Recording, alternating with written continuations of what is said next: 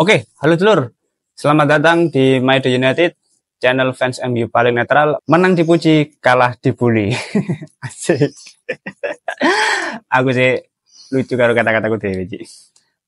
Kali ini kita sedikit membahas terkait berita tentang penambahan back kiri ya, teman-teman. Di sini dikatakan Manchester United sedang meningkatkan pencarian back kiri baru. United telah mengidentifikasi 3 target untuk posisi tersebut. Yang mana untuk nama pertama ini David Hanko dari Feyenoord, 26 tahun. Marcos Alonso, agen bebas. Marcos Alonso, free agent, 33 tahun. Tyrick Mitchell dari Crystal Palace, 24 tahun. Oke, jadi ada 3 nama yang sedang diidentifikasi oleh Manchester United untuk posisi back kiri. Bagaimana berita sebelumnya kalau MU ini sedang mengincar back kiri dan saat ini sudah ada 3 nama yang sedang diidentifikasi. Menarik karena menurutku untuk posisi back kiri saat ini memang sangat rentan ya posisinya, karena Luke Shaw dan Cyril Malaysia ini sudah tidak bisa diharapkan ya, karena performanya sudah menurun. Luke Shaw ini sudah sering cedera juga. Cyril Malaysia ini bahkan pemain 1 tahun cuti ini gimana cuk konsepnya ini, 1 tahun cedera ini. Mungkin dianya ambil jual gorengan ya. Makanya nggak pernah main. Jadi ya mau nggak mau memang harus ada pemain baru yang bisa mengisi posisi back kiri. Karena ini ya penting juga ya perannya untuk untuk crossing ke pemain sayap ya. Kalau nggak ada ya ini bisa rawan juga diekspos oleh pihak lawan seperti itu.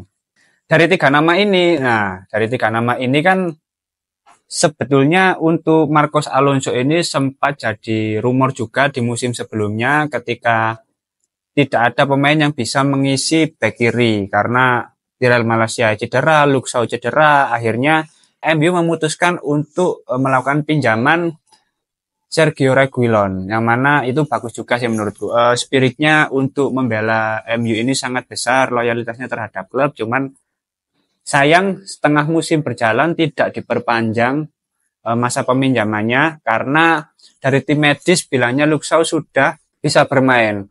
Ternyata di prank anjing tim medis ini. Ternyata tidak bisa bermain. Akhirnya Ten Hag juga sempat kelabakan. Akhirnya Sofyan Amrabat ini dipinjamkan dan sempat memainkan posisi back kiri sebelum akhirnya Dalot dimainkan di posisi tersebut. Kembali lagi terkait 3 nama tadi, untuk Marcos Alonso ini kan menurutku sudah bukan pemain yang layak bermain di klub seperti MU ya, karena usianya sudah 33 tahun. Dia bahkan belum mendapatkan klub baru sampai saat ini. Itu kan mengindikasikan bahwa performanya memang sudah tidak sebaik itu gitu loh. Apalagi di usia 33 tahun ya sudah bukan masa prime-nya gitu loh. Jadi ya ini harusnya tidak menjadi pemain yang bisa diincar Manchester United gitu loh. Kita kerucutkan menjadi 2 nama ya, David Hanko dan Tyrick Mitchell. Nah di sini coba aku bandingkan ya 2 pemain ini. David Hanko ini masih berusia 26 tahun ya teman-teman, masih tergolong muda juga.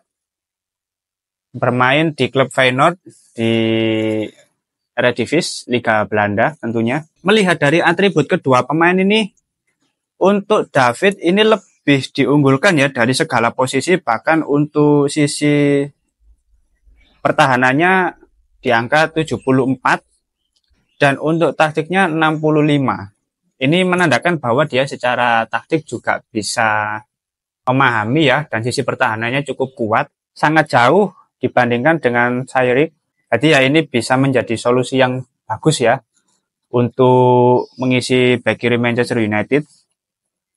Lalu kalau kita coba bandingkan dari heatmap-nya ya, secara kualitas untuk David ini rata-rata skornya 7,51 ya. Ini bisa dibilang bahwa selama 1 musim di Eredivisie ini sangat konsisten ya secara penampilan dibandingkan dengan Tyrick Mitchell yang hanya 6,92. Lalu untuk heat map-nya, nah untuk area yang di cover ini kita bisa lihat sendiri untuk David ini pengcoveran areanya lebih luas ya dibandingkan Tyreek Mitchell yang mana hampir mengcover di posisi lini tengah ya. Meskipun dia back kiri, tapi untuk area yang di cover hampir keseluruhan di lini tengah. Selanjutnya kita lihat dari statistik selama pertandingan ya. Untuk menyerangnya, untuk gol yang disumbangkan oleh David ini sebanyak 5. Dengan gol yang diharapkan 5,60 lebih besar ya. Dan gol per laganya 0,1. Itu dari sisi menyerangnya secara statistik David ini lebih unggul. Sedangkan untuk asisnya lebih unggul Tyreek ya, sebanyak 3 dan asis per gamenya 0,08. Lalu untuk asis yang diharapkan ini lebih unggul David 4,30 dan peluang besar yang dibuat ini sebanyak 8, lebih unggul dibandingkan Tyreek. Secara defending ini tetap secara keseluruhan tetap unggul David ya teman-teman. Bisa kita lihat untuk kesuksesan dalam mengiring bola itu 0,8 dengan persentase 78%. Sebaliknya untuk duel di lapangan ini masih unggul Tyreek ya, 3,8 dengan persentase 63%.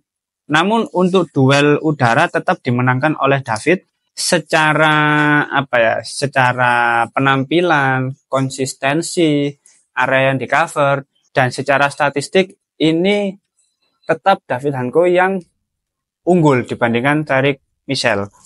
Yang mana kalau memang Manchester United serius untuk mendatangkan bek kiri baru, David Hanko ini bisa menjadi solusi yang cukup bagus ya. Mengingat Luke Shaw dan Daryl Malaysia ini tidak bisa diharapkan lagi. Dan kalau kita lihat dari statistik tadi memang bisa menjadi bahan pertimbangan tersendiri bagi tim manajemen ya dalam proses merekrut David Hanko ini. Tapi ya kita tidak tahu ya, konsisten di Eredivisie belum tentu ada jaminan konsisten di Premier League. Mengingat tempo permainannya sangat tinggi, sangat beda juga, perlu adaptasi dan tidak semua pemain di liga lain itu mampu bersaing di Premier League seperti itu. Tapi dengan 3 nama ini menurutku yang paling memungkinkan ya si David ini dibandingkan Marcos Alonso dan Tyreek Mitchell itu jauh lah. Maksudnya daripada kita membeli pemain yang tidak bisa bersaing ketika di Premier League, ya mending jangan gitu loh. Oke, mungkin itu dulu untuk update terkait penambahan posisi bek kiri. Kita tunggu nanti update selanjutnya seperti apa. Terima kasih sudah menonton video ini. Jangan lupa like, comment, dan subscribe ya teman-teman. Salam.